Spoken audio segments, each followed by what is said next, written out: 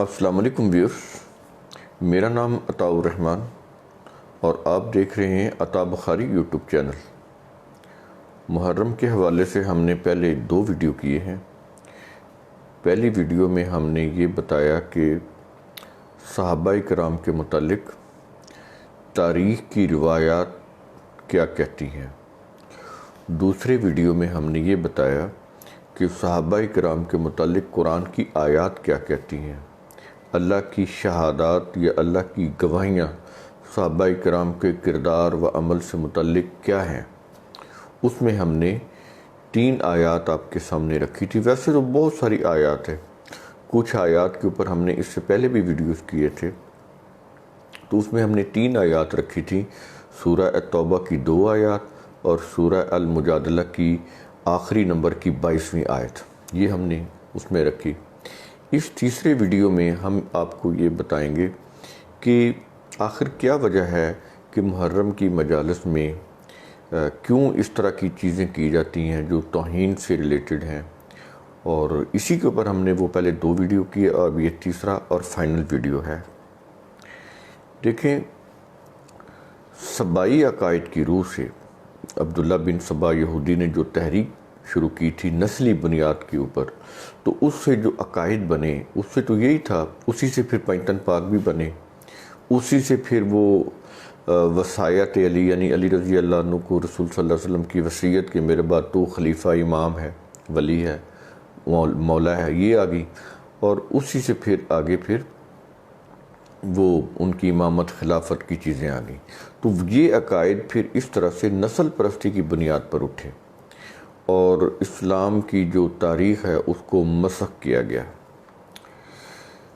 رسول صلی اللہ علیہ وسلم کی جب وفات ہوئی تو انہوں نے اپنے بعد کسی کو بھی خلیفہ، امام یا حکومت کا کوئی سرپرست مقرر نہیں کیا تھا، اور نہ کرنا چاہیے تھا، نہ انہوں نے کیا، کیونکہ کسی بھی قوم کی سربراہی جو ہے وہ اس قوم کے لوگوں کا ہوتا ہے کہ وہ اس کے جو دانشور لوگ ہیں، جو عقل و بصیرت والے لوگ ہیں، جو دانش مند لوگ ہوتے ہیں، جو اس قوم کے جو کرتا دھرتا ہوتے ہیں، جو حل و عقد جن کو بولتے ہیں، پولیٹیکلی ڈیسیژن میکر جو ہوتے ہیں، یا جو شورا ہوتی ہے، جو مشورہ کرنے والے لوگ ہوتے ہیں، وہ ڈیسائیڈ کرتے ہیں۔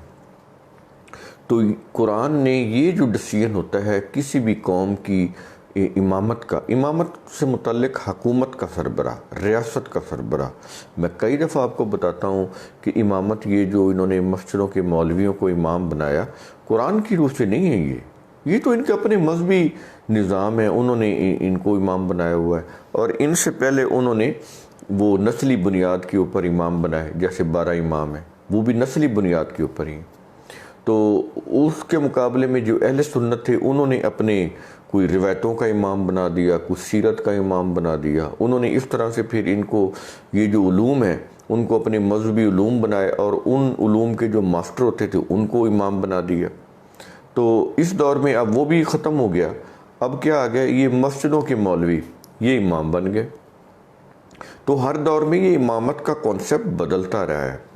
اہل تشیعوں کا امامت کا جو کانسیپٹ ہے وہ نبوت کے مقابلے میں ہے، کہ جس طرح نبی ہے وہ سمجھے ان کا وہ نبی ہوتا ہے، تو وہ بالکل نبوت کے پیرلل لیتے ہیں امامت کو، اور کہتے ہیں امامت کا مقام نبوت سے بلند ہے۔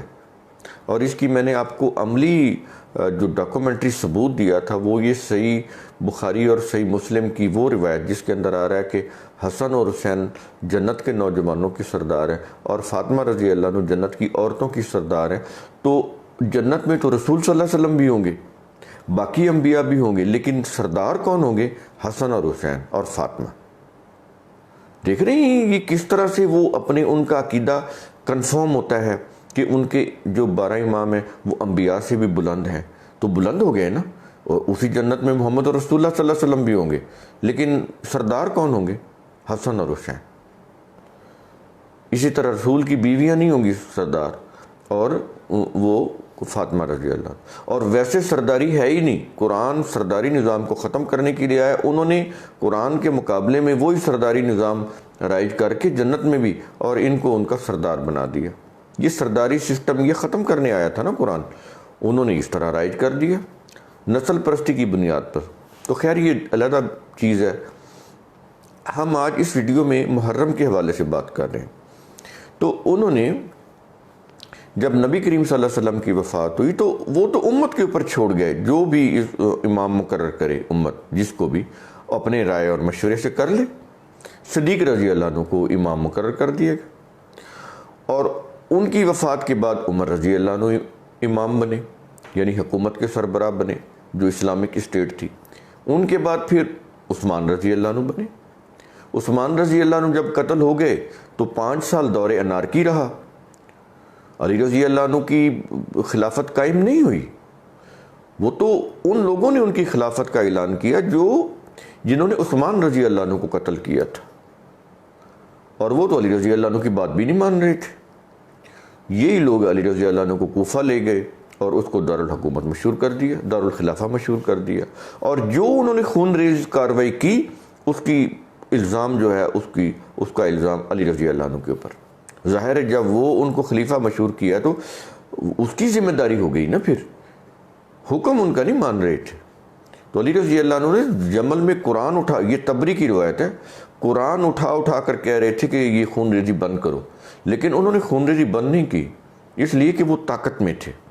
مقابلے میں جو طلحہ اور زبیر کا لشکر تھا یہ 6000 کا لشکر تھا، وہ 18000 تھے، تو یہ بڑی طاقت میں تھے، ان کی تعداد زیادہ تھی، مقابلے میں لشکر بہت کم تھا۔ انہوں نے خوب جی بھر کر خون ریزی کی۔ علی رضی اللہ عنہ ان کو قرآن اٹھا کر دعوت دیتے رہے اپنے لشکر کو، انہوں نے اپنے لشکر کے پیچھے رکھا علی رضی اللہ عنہ کو تاکہ ان کو صورتحال معلوم ہی نہ ہو، خود آگے ان کو قتل و غارت کرتے رہے، خون ریزی کرتے رہے طلحہ اور زبیر کے لشکر کے ساتھ۔ تو علی رضی اللہ عنہ قرآن اٹھا کر ان کو روکتے رہے، لیکن انہوں نے علی رضی اللہ عنہ کی کوئی بات نہیں مانی۔ تو اگر خلیفہ ایسا ہوتا ہے کہ وہ قرآن اٹھا کر بھی روکے اور لوگ نہ روکیں، کوئی ہسٹری میں ایسا خلیفہ ہے کہ جو صفائیاں دیتے تھے ان کی جو نہج البلاغہ ہے ان کے اندر، اور خود تبری میں بھی، کہ وہ یہ کہہ رہے ہیں کہ تم کہتے ہو کہ تم نے یہ کہہ دیا یہ کہہ دیا، وہ کہتے کہ کیا تم، علی رضی اللہ عنہ اپنی صفائی میں ان کو کہہ رہے ہیں کہ کیا تم نے کبھی کسی کے ساتھ مجھے سرگوشی کرتے ہوئے سنا ہے؟ میں جو بھی بات کرتا ہوں کیا تمہارے سامنے اعلانیہ نہیں کرتا؟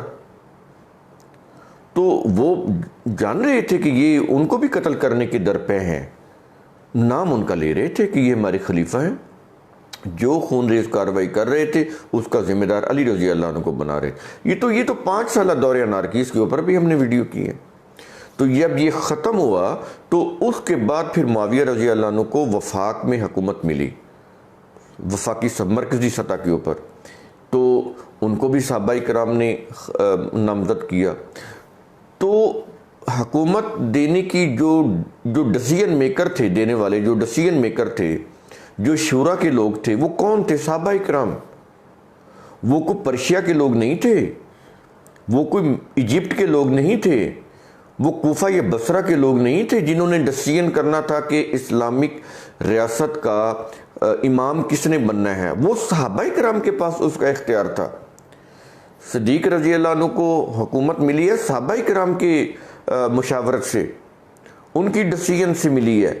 عمر رضی اللہ عنہ کو انہی کی ڈسیژن سے ملی ہے۔ عثمان رضی اللہ عنہ کو حکومت ملی ہے تو صحابہ کے ڈسیژن سے ملی ہے۔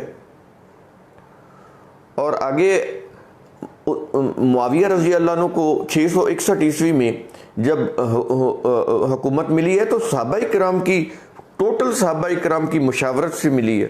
تمام صحابہ کرام کا اجتماع تھا معاویہ رضی اللہ عنہ کی حکومت کے اوپر۔ سمجھ آ رہی ہیں یہ چیزیں؟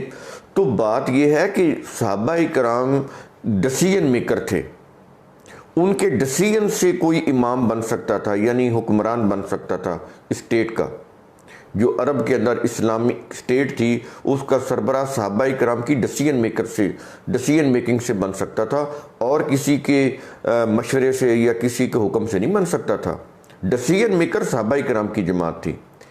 تو معاویہ رضی اللہ عنہ کے دور میں، یعنی یوں کہہ لیں کہ ان کا دور ہے 19 سالہ، 661 عیسوی میں ان کو حکومت دی صحابہ کرام نے، اور 680 عیسوی میں ان کی وفات ہوئی۔ دمشق میں، تو یہ 19 سالہ دور حکومت بنتا ہے۔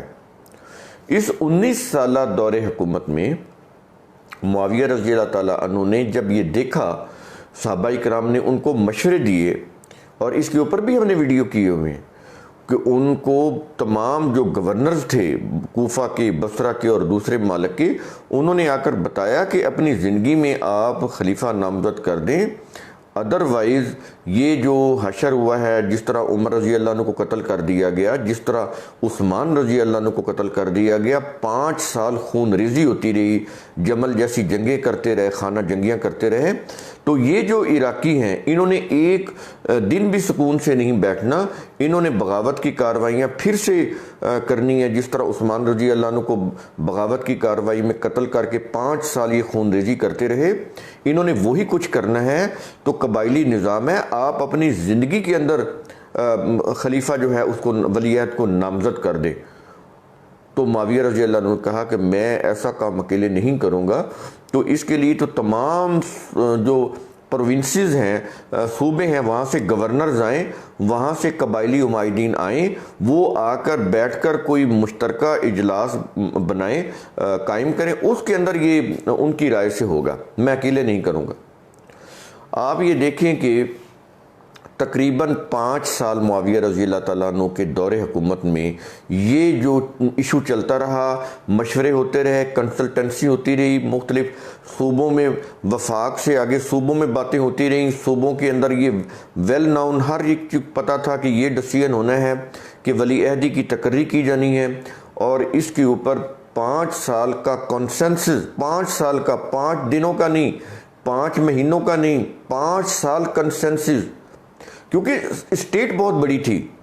پھر جو کمیونیکیشن کے ذرائع آج کی طرح تھوڑے تھے، کوئی سیلولر موبائل یا کوئی الیکٹرانک میڈیا تھا یا پرنٹ میڈیا تھا، یہ تو نہیں تھا، تو اس طرح مواصلات کا، سڑکوں کا کوئی نظام بھی نہیں تھا۔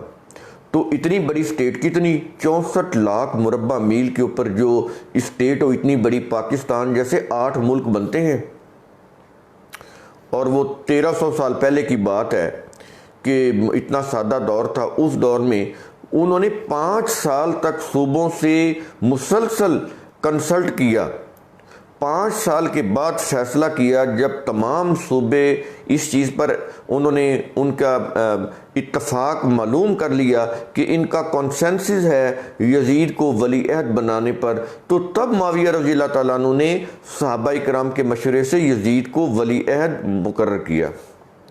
5 سال کا عرصہ ہے، ہسٹری کو اٹھا کر دیکھ لیں، میں نے عظمت رفتہ اپنی کتاب کے اندر پوری ڈیٹیل دی ہے۔ تو 5 سال تک یہ کنسنسس ہوتا رہا۔ تو اس کے بعد معاویہ رضی اللہ تعالیٰ عنہ نے صحابہ کرام کو، اکیلے نہیں، صحابہ کرام کو انہوں نے ساتھ ملا کے پھر یہ ولی عہد کا باقاعدہ اجتماع ہوا، جس کے اندر تمام صحابہ کرام نے، اور ایون کہ عراق کے جو عمائدین تھے قبائلی، انہوں نے بھی اس کی بیعت کی، ولی عہدی کی۔ یہ ولی عہدی کی بیعت کی میں بات کر رہا ہوں، ولی عہدی کی بیعت کی میں بات کر رہا ہوں۔ اور وہ جو ولی عہدی کی بیعت تھی وہ تو حسین رضی اللہ عنہ نے بھی کی تھی، انہی کی کتابوں سے ہم نے ثابت کیا، میرا ویڈیو موجود ہے، آپ چیک کریں، میں نے اس کتابوں کے پبلشرز کے نام تک، ان کے ایڈریس تک بتائے ہوئے ہیں۔ وہ ایران کی کتاب ہے، پاکستان میں صفدر حسین نجفی نے اس کا ترجمہ کیا ہے، منتہی الاعمال کا۔ تو اس کے اندر یہ واضح لکھا ہوا ہے کہ وہ جو ولی عہدی کی، یزید کی جو بیعت ہوئی تھی، اس میں حسین رضی اللہ عنہ شامل تھے، وہ کی، انہوں نے بیعت کی ہے حسین رضی اللہ عنہ۔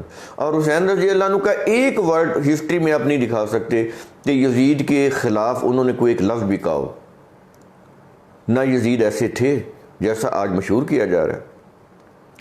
تو بات یہ ہے کہ ہم نے دوسرا ویڈیو کیا آج، جس میں ہم نے سورہ التوبہ کی اور سورہ المجادلہ کی آیات آپ کے سامنے رکھی، ان کی روح سے ہم نے آپ کو قرآن کریم کی روح سے صحابہ کرام کا مقام بتایا کیا تھا۔ تو صحابہ کرام نے یزید کی ولی عہدی کی بیعت کی، اور دوسرے لفظوں میں حکومت کو تفویض کیا یزید کو۔ تو یزید کو حکومت دینے والے کون تھے؟ صحابہ کرام۔ جن کے متعلق قرآن کے اندر شہادات میں نے آپ کو وہ 3 آیات کے اندر بیان کی، اور وہ تو صرف 3 آیات ہیں، بہت ساری آیات، بہت سینکڑوں میں ہیں، 2 3 4 یا درجن 2 درجن نہیں ہیں، سینکڑوں آیات ہیں، تقریباً 700 سے زیادہ آیات ہیں جو صحابہ کرام کے کردار، عمل، ان کی نیت کی گواہی دیتی ہیں، ان کا دینی مقام واضح کرتی ہیں کہ کتنی بڑا سٹیٹس تھا صحابہ کرام کا۔ تو حکومت کا فیصلہ کرنا، امام کا فیصلہ کرنا، اس کے ڈیسیژن میکر صحابہ کرام تھے اور کوئی نہیں تھا۔ پرشیا کے لوگ کیسے کر سکتے تھے؟ پرشیا کے لوگوں نے تو، عراق والوں نے علی رضی اللہ عنہ کو جب لے کر گئے عثمان رضی اللہ عنہ کو قتل کر کے، تو آپ یہ دیکھ لیں کہ کتابوں میں لکھا ہوا ہے کہ ان کے کہنے کے اوپر علی رضی اللہ عنہ کی خلافت وہ کہتے قائم نہیں ہوئی۔ کیوں؟ کہ وہ تو پرشیا سے آئے تھے اور انہوں نے عثمان رضی اللہ عنہ کو قتل کیا تھا اور علی رضی اللہ عنہ کو لے کر چلے گئے اور ان کی خلافت کا نام لینا شروع کر دیا۔ تو خود یہ شاہ ولی اللہ جو ہیں، انہوں نے شاہ ولی اللہ کو شیعوں جیسی عقیدت ہے علی رضی اللہ عنہ کے ساتھ، لیکن اس کے باوجود بھی انہوں نے کہا ہے کہ ان کی خلافت قائم نہیں ہوئی۔ بڑے بڑے وہ کتابیں جو ہیں اسلام کی، بہت بڑی بڑی کتابیں، ان میں لکھا ہوا ہے مذہب کی کتابوں کے اندر۔ تو یہ چیزیں ہیں۔ تو ڈیسیژن میکر کون تھے؟ صحابہ کرام۔ تو صحابہ کرام نے یزید کی ولی عہدی کی بیعت کی اور اس میں حسین رضی اللہ عنہ شامل تھے۔ منتہی الاعمال یہ ایران کی کتاب ہے، شیعوں کی کتاب ہے، لکھا ہوا ہے، اس کے اندر واضح ہے کہ حسین رضی اللہ عنہ نے بیعت کی۔ ایک ورڈ بھی نہیں ہے کہ یزید کے خلاف کوئی بات کی، پوری زندگی، یعنی یزید کے وفات کے بعد بھی، یعنی آپ یہ دیکھ لیں کہ کوئی کسی ایک کی زبان کے اوپر یزید کے اگینسٹ کوئی ورڈ نہیں آیا۔ یہ تو 600 یعنی ان کی وفات کے 600 سال کے بعد جو ہسٹری مرتب ہوئی اس کے اندر یہ چیزیں ہیں، اس سے پہلے نہیں تھیں۔ تو جو ابھی مخنف ہے اس کی ہسٹری میں یہ مصائب کی چیزیں آئی ہیں، باقی اسی میں آپ ابن قتیبہ نے تو کوئی ایک لفظ بھی نہیں لکھا۔ واقعہ کربلا کے اوپر صرف 2 لائنیں لکھی انہوں نے، کوئی مصائب نہیں، کوئی مظالم نہیں، کوئی ذکر ہی نہیں یزید کے کسی مظالم کا۔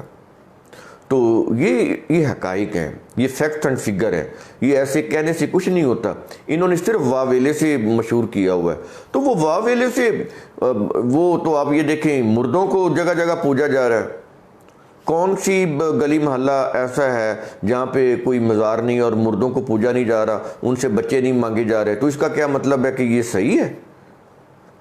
دیکھیں نا، یہ بنیادی، یہ 80% کیا 90% مسلمان درباروں پہ جا کے مردوں سے مانگ رہے ہیں، تو یہ میجورٹی جو کر رہی ہے اس کا مطلب وہ صحیح ہے؟ وہ مردے زندہ ہو جاتے ہیں ان کے اس عقیدے کی وجہ سے۔ آپ کیا کہیں گے؟ مردے زندہ ہیں اور ان کو اولادیں دے رہے ہیں، ان کو روزگار دے رہے ہیں۔ تو دیکھیں یہ شہرت یا اس طرح کی جو چیز کی کوئی چیز میجورٹی میں کوئی چیز مشہور ہے تو اس سے وہ چیز صحیح نہیں ہو جاتی، اس سے وہ مردے زندہ نہیں ہو جاتے۔ تو ایسے ہی ان کی مشہور کرنے سے، یہ مجلسیں کرنے سے یا یزید کے مظالم گنانے سے یزید برا نہیں ہو سکتا۔ مشہور ہونا اور چیز ہے، کسی چیز کا حقیقت پر مبنی ہونا بالکل ڈیفرنٹ چیز ہے۔ آپ فیکٹ اینڈ فگر سے، تاریخ کے حقائق سے، یہ تاریخ جیسی بھی ہے مجوسیوں کی لکھی ہوئی ہے، اسی ہسٹری سے چیز ثابت نہیں ہوتی کہ یزید اتنا برا ہو، اس قدر برا ہو جیسے ثابت کیا جا رہا ہے، اتنا بھی ثابت نہیں ہو سکتا اس سے۔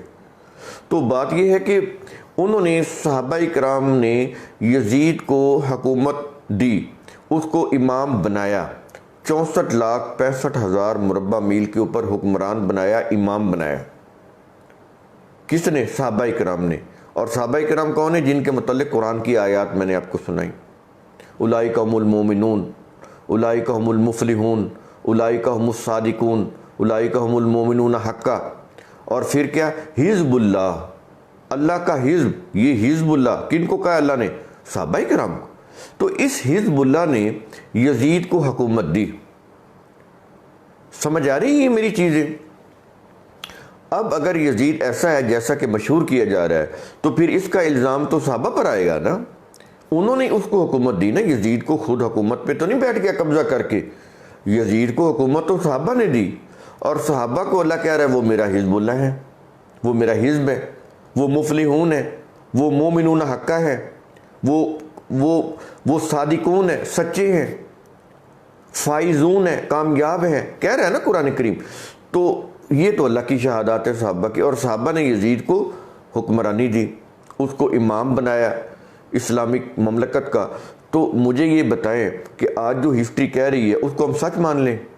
یہ جو قرآن کی شہادات ہیں صحابہ کے متعلق، ان کو پھر کہاں پہ رکھیں گے، کہاں لے جائیں گے آپ؟ تو صحابہ اگر ایسے ہیں جیسے قرآن بتا رہا ہے، تو پھر ایسی جماعت جو ہے وہ اللہ اور اس کے رسول کے دشمن کو حکومت پر نہیں بٹھا سکتی۔ ایسا شخص جو اللہ اور اس کے رسول یا اس کے نظام کا دشمن ہو، جس طرح کہ وہ یزید کو بتا رہے ہیں، تو پھر یہ جماعت صحابہ اس کو حکومت کیسے دے سکتی تھی؟ غور کریں میری اس بات کو جو میں کہنا چاہ رہا ہوں۔ تو صحابہ کرام نے اگر ان کو حکومت دی ہے تو اس کا مطلب یہ تھا کہ وہ کردار اور عمل کے لحاظ سے ایک نہایت شاندار شخصیت ہے یزید۔ سمجھ آ رہی ہے اس چیز کی؟ اور پھر میں نے آپ کو یہ پڑھ کر بتایا تھا، قرآن کی آیت کی روح سے بتایا تھا کہ جو مہاجرین اور انصار ہیں اور ان کے نقش قدم پر چلنے والے ہیں، اس میں یزید بھی آ گیا، سارے آ گئے۔ الذی نتبعہم کے الفاظ ہیں نا، میں نے بتایا تھا آپ کو، الذی نتبعہم، تو الذی نتبعہم کے اندر تمام وہ یزید بھی آ گیا، تمام لوگ وہ تمام لوگ آ گئے جو اس جماعت کے نقش قدم پر چلنے والے تھے۔ سابقون الاولون من المہاجرین والانصار، ان کے بعد دوسرے گروپ کا ذکر آ رہا ہے نا کہ والذی نتبعہم بإحسان رضی اللہ عنہم ورضوا عنہ، تو اس والذی نتبعہم بإحسان کے اندر یزید بھی آ جاتے ہیں، کیونکہ یزید کو حکومت صحابہ کرام نے سونپی تھی۔ تو اگر یزید برے تھے تو صحابہ کرام پھر اس کو حکومت نہ سونپتے۔ اب آ رہی سمجھ؟ تو یہ جماعت صحابہ کرام نے ان کو حکومت سونپی۔ اب یہ جتنا بھی انہوں نے یزید کے خلاف پروپیگنڈا بنایا ہسٹری کے اندر، اچھا اس سے زیادہ پروپیگنڈا تو صدیق رضی اللہ عنہ کے خلاف بھی ہے کہ باغ فدق چھین لیا فاطمہ رضی اللہ عنہ کا، اور علی رضی اللہ عنہ نے پھر صدیق رضی اللہ عنہ کا جنازہ بھی نہیں پڑھا، یعنی ایک جنازہ اپنی طرف سے بنا لیا، جیسے باغ فدق اپنی طرف سے بنا لیا، جنازہ بھی بنا لیا، باغ فدق بھی اپنی طرف سے بنا لیا، اور وہ چیز جنازہ بھی نہیں پڑھا، وہ بھی چیز ہوگی، یعنی ایک نفرت پیدا کرا دی نا۔ پھر عمر رضی اللہ عنہ پہ آ گئے کہ انہوں نے صدیق کی بیعت لینے کے لیے فاطمہ رضی اللہ عنہ کے منہ کے اوپر تماچے مارے، ان کے گھر کو آگ لگائی، علی رضی اللہ عنہ کو رسوں سے باندھا، مشکوں سے باندھا، بے بس کر کے ان کو گھسیٹتے ہوئے مسجد نبوی میں لے گئے کہ عمر رضی اللہ عنہ لے گئے، اور تاکہ وہ صدیق رضی اللہ عنہ کی تم بیعت کرو۔ یہ ان کی کتابوں میں لکھا ہوا ہے، بیسک کتابوں میں۔ اور حسن اور حسین ننگے پاؤں وہ پیچھے روتے چیختے چلاتے آ رہے تھے، اور یہ علی رضی اللہ عنہ کو مشکیں باندھ کے لے جا رہے تھے کہ صدیق رضی اللہ عنہ کی بیعت کرو۔ تو یہ تو میں نے ایک بات کہی ہے، سینکڑوں ہزاروں روایات تو عمر رضی اللہ عنہ کے خلاف ہے، پھر عثمان رضی اللہ عنہ کے خلاف ہے، شرابیوں کو حکمران بنا دیا، رشتہ داروں کو حکمران بنا دیا، یعنی گالی گلوچ کرنے والوں کو بنا دیا، یعنی ایسی الزامات ہیں کہ آپ سن ہی نہیں سکتے عثمان رضی اللہ عنہ کے خلاف۔ تو معاویہ رضی اللہ عنہ کے خلاف اور یزید کے خلاف لکھنے میں ان کو کیا مسئلہ تھا؟ جن لوگوں نے صدیق رضی اللہ عنہ کو نہیں چھوڑا، عمر رضی اللہ عنہ کو نہیں چھوڑا، عثمان رضی اللہ عنہ کو نہیں چھوڑا، تو ان کے لیے معاویہ رضی اللہ عنہ اور یزید کے اوپر الزامات عائد کرنے میں کیا پرابلم تھا ان کو؟ جنہوں نے جھوٹ ہی بولنا تھا تو وہ تو جو مرضی دل میں آیا جھوٹ بول سکتے تھے۔ تو انہوں نے قرآن کو چھوڑ کر، اب ہم نے کیا کیا، قرآن میں صحابہ کرام سے متعلق اللہ کی شہادات کو چھوڑ کر، صحابہ کرام کا جو مقام تھا قرآن نے متعین کیا تھا، دینی حیثیت دی تھی، اس کو چھوڑ کر ہم ہسٹری کے پیچھے لگے ہوئے ہیں۔ تبری جو کہتا ہے مانتے چلے جاتے ہیں، اللہ نے جو قرآن میں کہا ہے وہ کسی کو ہی پتہ نہیں، جو تبری نے کہہ دیا وہ سب کو پتہ ہے، بچے کو پتہ ہے، رٹایا ہوا ہے، مجلسوں میں سنایا ہوا ہے۔ قرآن کے اندر جو صحابہ کرام کا جو مقام ہے وہ کسی کو ہی نہیں پتہ، تو پھر یہ آپ اپنے آپ کو مسلمان کہیں گے؟ اور پھر یزید کو برا کہنے سے، یزید تو فوت ہو گیا، اس کی صحت کی، وہ چاند پر اگر کوئی تھوکے تو تھوک اس کے اپنے منہ کے اوپر گرتی ہے۔ یزید تو فوت ہو گیا، وہ تو اپنے عمل کا خود جواب دہ ہے۔ صحابہ کرام بھی فوت ہو گئے، وہ بھی اپنے عمل کا خود، انہوں نے صحیح فیصلہ کیا یا غلط کیا وہ تمہیں جواب دہ نہیں ہے، وہ اپنے اللہ کو جواب دہ ہیں، ٹھیک ہے؟ تو وہ تو اس دنیا سے چلے گئے، بڑی شاندار حکومت کر گئے۔ رومن بیزنٹائن جیسی سپر پاور ان کے سامنے ہل نہیں سکی۔ یہ طاقت تھی یزید کی اور معاویہ کی، ان سے ٹکر تھی، کوئی ایرے غیر سلطنتوں سے ان کی ٹکر نہیں تھی۔ رومن بیزنٹائن کے ساتھ ان کی ٹکر تھی، اور نیول جنگ تھی، ان کی نیوی فورسز کی جنگ تھی، یہ کوئی معمولی بات نہیں تھی۔ تو اس میں وہ تو چلے گئے اس دنیا سے۔ آج 1400 سال کے بعد یہ جو جج بن کر بیٹھے ہیں، ان کو جج کس نے بنایا ہے؟ اپنی مرضی سے وہ جج بنے بیٹھے ہیں، اپنی مرضی سے وہ روایتیں جھوٹی سنا رہے ہیں اور ان کے اوپر الزامات عائد کر رہے ہیں۔ ان سے ان کو تو کچھ نہیں بگڑ رہا، وہ تو اس دنیا سے چلے گئے۔ اس میں جو نقصان ہو رہا ہے وہ ہمارا ہو رہا ہے۔ کیسے؟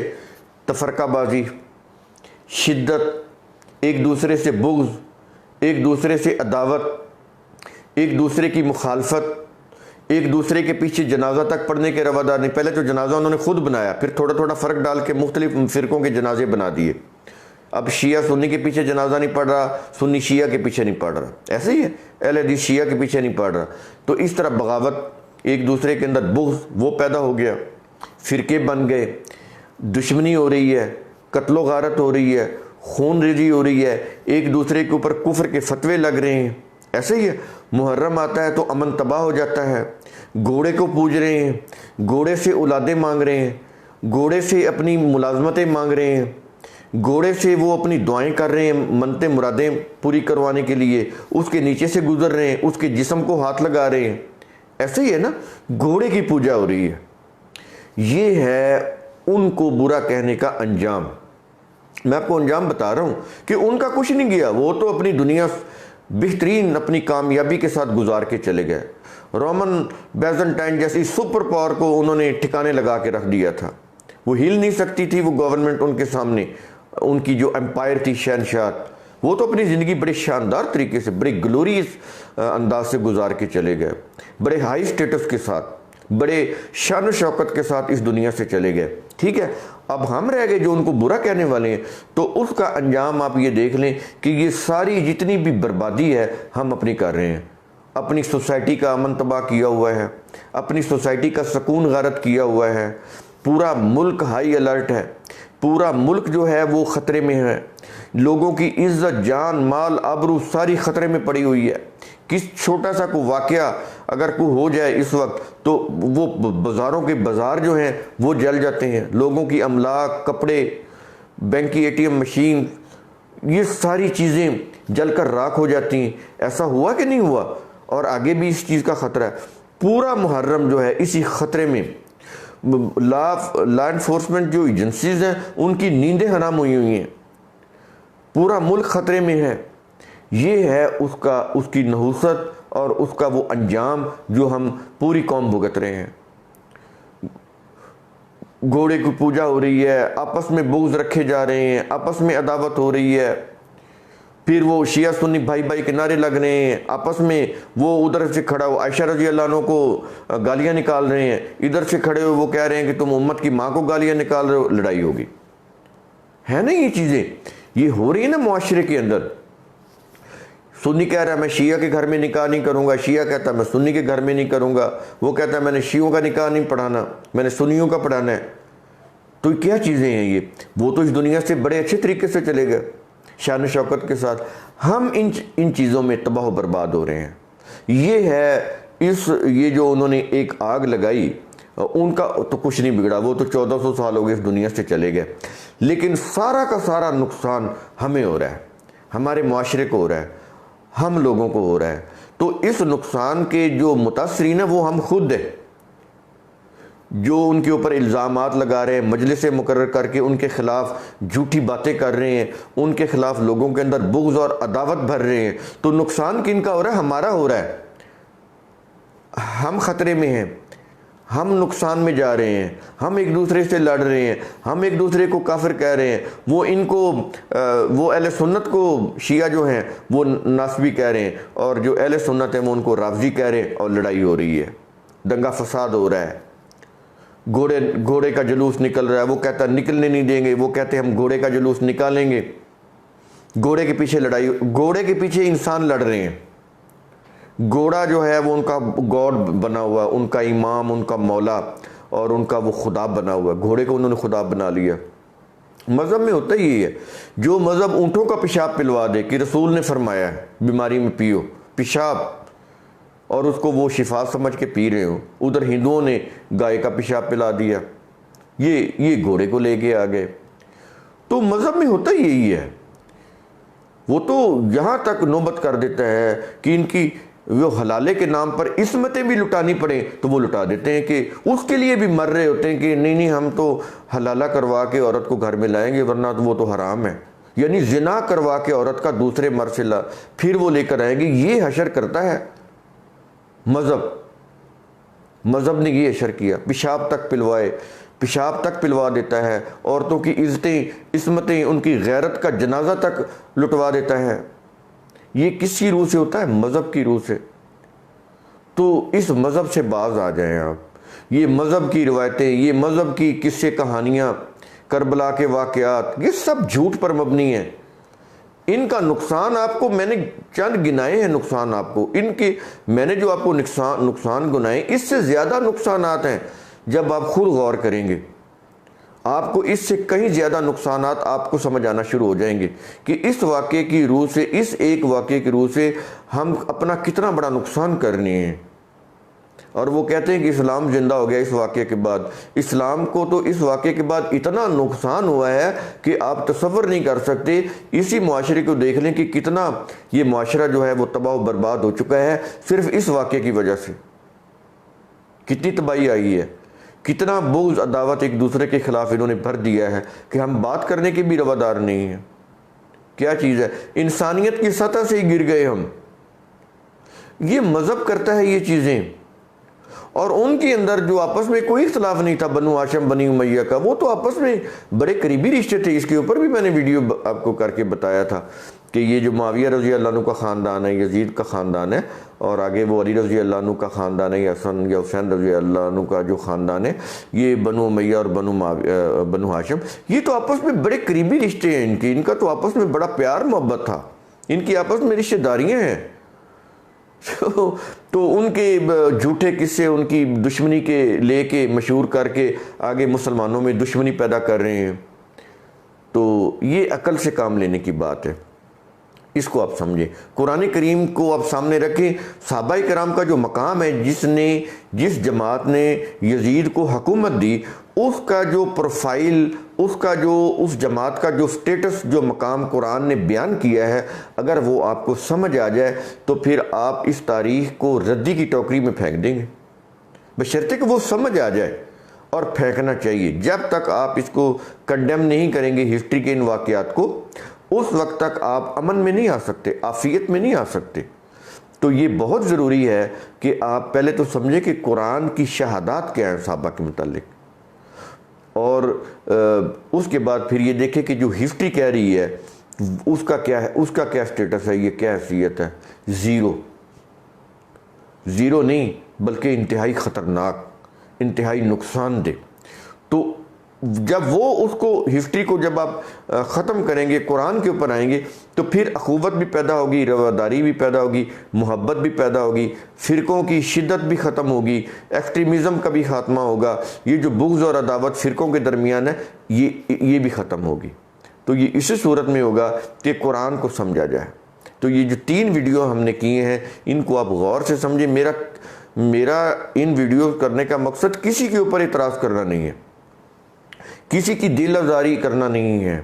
میں آپ کو سمجھانا چاہتا ہوں کہ آپ قرآن کریم کے ٹریک پر جب تک نہیں آئیں گے، ان ہسٹری کے فرسودہ جھوٹے واقعات میں کھوئے رہیں گے، تو آپ کبھی بھی عقل و فکر کے اوپر نہیں آ سکتے، اور آپ یہ جو شدت پسندی یا ایک دوسرے کے ساتھ جو بغض اور عداوت کی جو آگ ہے، اس سے آپ نہیں نکل سکیں گے۔ یہ آگ آپ کو پھر دن بدن مزید جھلساتی چلی جائے گی، مزید بربادی ہوتی چلی جائے گی معاشرے میں۔ تو امید ہے آپ قرآن کریم کا اصول ثم تتفکروا اس کی روح سے خود سوچیں گے، سمجھیں گے، غور و فکر کریں گے۔ شکریہ۔